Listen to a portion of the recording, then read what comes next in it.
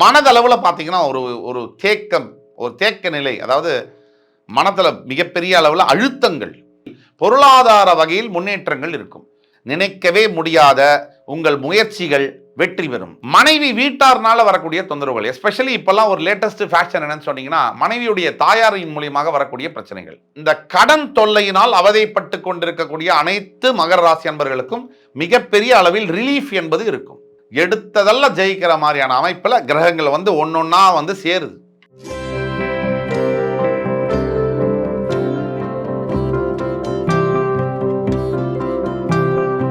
இறைவணக்கத்தை கூறி எப்பவும் போல அந்த வீடியோ தொடங்குவோம்.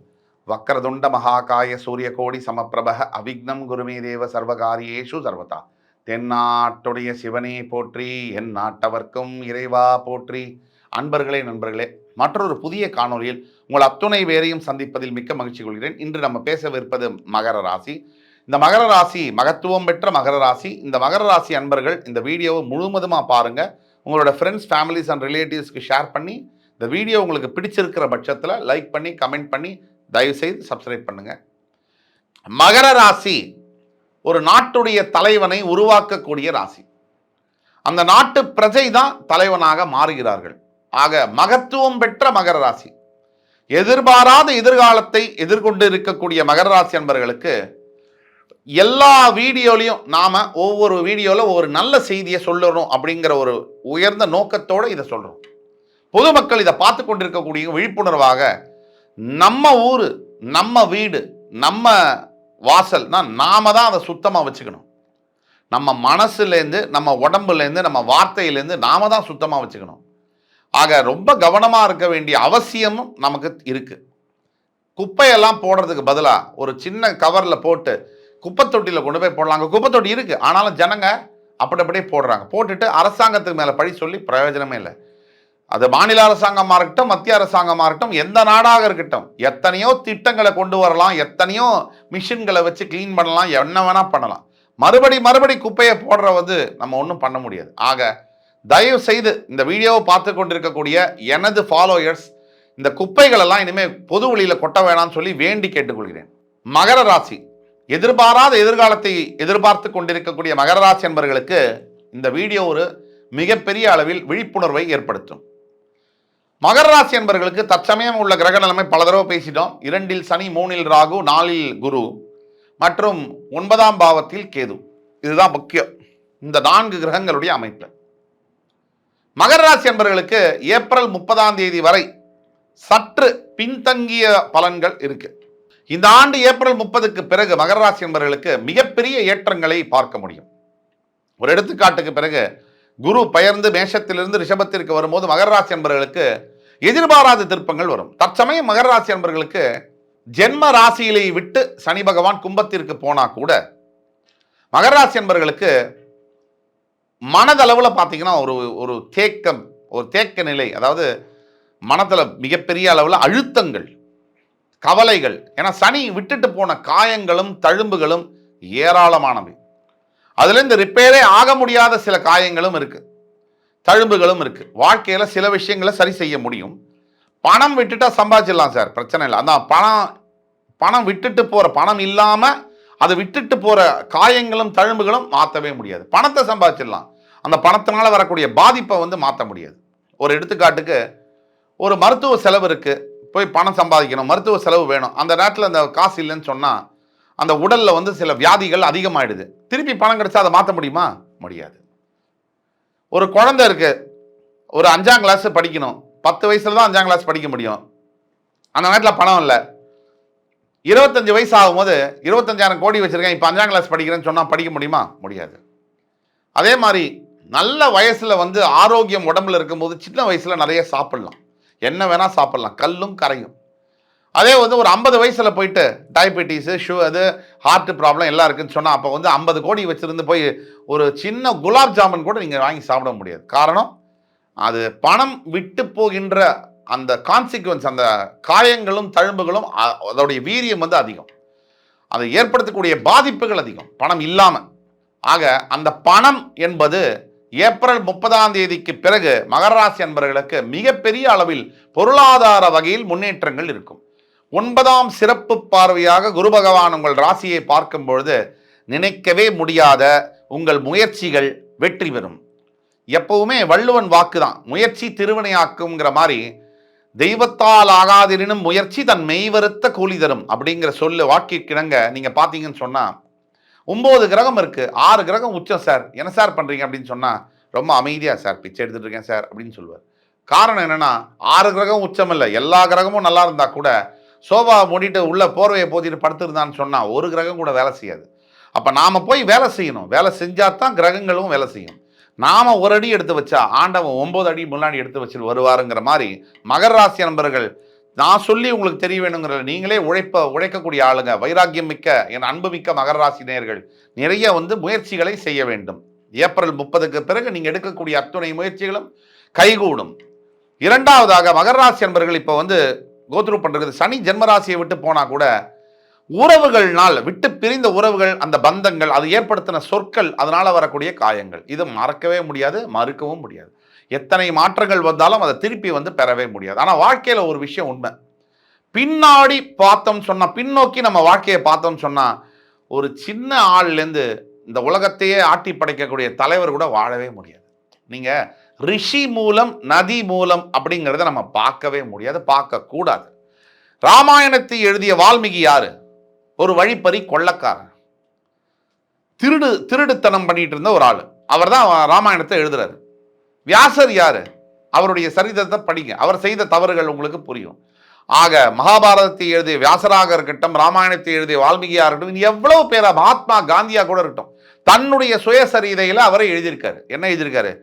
அப்பா உயிருக்கு போராடிட்டு இருந்த போது மனைவியோட நான் உடலுறவு இருந்தேன்னு சொல்லி அவரே ஆட்டோபயோகிராஃபில எழுதியிருக்காரு. ஆக எப்பேற்பட்ட மகான்களும் தவறு செய்யாமல் இருந்த மனிதர்களே இருக்க முடியும். ஆனால் தவறை திருத்திக்கணும், அதுதான் வெற்றிக்கு அடிப்படை, ஏணிப்படி, அது எல்லாமே.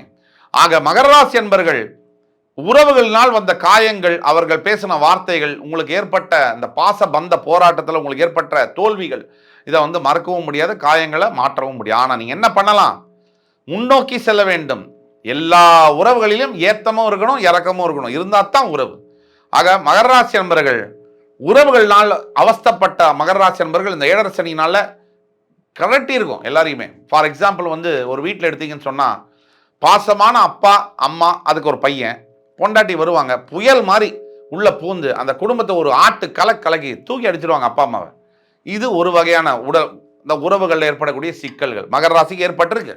அதே மாதிரி மற்ற மகர ராசி நண்பர்களுக்கு நீங்க பாத்தீங்கன்னு சொன்னா, மனைவி வீட்டார்னால வரக்கூடிய தொந்தரவுகள், எஸ்பெஷலி இப்பெல்லாம் ஒரு லேட்டஸ்ட் ஃபேஷன் என்னன்னு சொன்னீங்கன்னா, மனைவியுடைய தாயாரின் மூலியமாக வரக்கூடிய பிரச்சனைகள். பல பேர் நம்ம கிட்ட வர கன்சல்டேஷன்ல வர கூட சொல்றாங்க, மனைவியுடைய தாயார் தான் சார் எனக்கு பிரச்சனை. நான் கூட சொன்னேன், கல்யாணம் பண்ணது அந்த பொண்ணை தானே, அவங்க அம்மா இல்லையே. ஆனா கூட அந்த தாயார்கள் என்ன செய்யறாங்கன்னு சொன்னா, அவங்களுடைய ஆசைகள், அவங்களுடைய எண்ணங்கள், அவங்களுடைய எதிர்பார்ப்புகள்லாம் அந்த மாப்பிள்ளை மேலே போட்டு அவரை மிக்சி கிரைண்டரில் போட்டு தேங்காய் துவையல் அரைக்கிற மாதிரி அரைச்சிடுறாங்க. அதனால் என்ன ஆகுதுன்னா, ஏகப்பட்ட பிரச்சனைகள் கணவன் மனைவிக்குள்ளே வருது. அந்த பொண்ணும் யோசிக்கிறதே கிடையாது. அம்மா இருப்பாங்க, 10 வருஷம் இருப்பாங்க, 15 வருஷம் இருப்பாங்க, போயிடுவாங்க. கடைசி வரைக்கும் யார் இருப்பாங்க? பிறந்த குழந்தைங்க, கட்டின புருஷன் தான். அதை அவங்களும் யோசிக்கணும். சரி, இந்த பையனை விட்டுட்டீங்க அம்மா சொல்கிறதுனால, இன்னொரு பையனை தானே கல்யாணம் பண்ணணும், பொண்ணை கல்யாணம் பண்ண முடியாது. அந்த பையன்கிட்ட வேற ஒரு பிரச்சனை இருக்கும். இப்போது பெர்ஃபெக்ஷனாக இருக்கக்கூடிய ஆண் என்பது உலகத்திலே கிடையாதுங்க, அதே மாதிரி பெண்ணும் கிடையாது. ஆக இந்த ஒரு பாயிண்ட் மகர ராசி என்பர்கள் ஏன் இருக்குன்னு சொன்னால், 2ஆம் பாவம் குடும்பஸ்தானத்தில் இருக்கக்கூடிய சனி பகவானால் தேவையில்லாத ஆர்கியூமெண்ட்டு, நல்லதாக பேசினா கூட அடுத்தவங்களுக்கு கெட்டதாக போகக்கூடிய விஷயங்கள்லாம் இருக்குது. இதை மகர ராசி என்பர் கோத்ரூ பண்ணுறீங்க. எதிர்பாராத எதிர்காலம் என்ன நடக்க போகுது அடுத்த 1.5 ஆண்டு காலங்கள் மகர ராசிக்கு. அடுத்த 1.5 ஆண்டு காலங்கள் கிட்டத்தட்ட ஒரு ஏப்ரல் 30ற்கு பிறகு மகர ராசிக்கு நல்ல காலம் ஆரம்பமாகும். அது நவம்பருக்கு பிறகு சூடு பிடிக்கும்.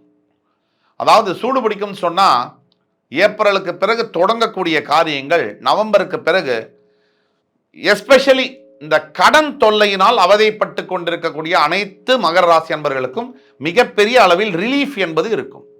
கடன் தொல்லை, கொடுத்த கடனை வராதது, இந்த பண பிரச்சனை, இந்த பண சிக்கல் வந்துட்டாலே மைண்டு வேலை செய்யாது. பணம் பேங்க் அக்கௌண்ட்ல 10 கோடி இருக்குன்னு சொன்னா அவர் மனசே தெம்பா இருக்கும். 10 ரூபா கூட இல்லைன்னு சொன்னா மனசு ஒர்க் பண்ணாது, பிரெயின் நின்றும். அப்போ மகர ராசி அன்பர்களுக்கு இந்த கும்பராசியில சனி பகவான் இருக்கும்போது ஏற்படக்கூடிய தொல்லைகள் அவர் வக்ர நிவர்த்தி ஆகும்போது நவம்பர் மாதம் மிகுந்த நல்ல பலன்களை கொடுப்பார். அது தனஸ்தானம் அப்படிங்கிறதுனாலையும் கூட உங்கள் ராசிநாதன் தனஸ்தானத்தில் கும்ப மூலத்திரிகோணம் அடைஞ்சு ஆட்சி பெறுவதனால் உங்களுக்கு நவம்பர் மாதம் முதல் அதீத பலன்கள் இருக்கும். அதே மாதிரி ஏழரை சனி முடிய போகிற காலகட்டங்கள் மகர ராசிக்கு இன்னொரு 1.5 ஆண்டு காலங்கள் 2 ஆண்டு காலங்களில் ஏழரை சனி முடிய போகுது.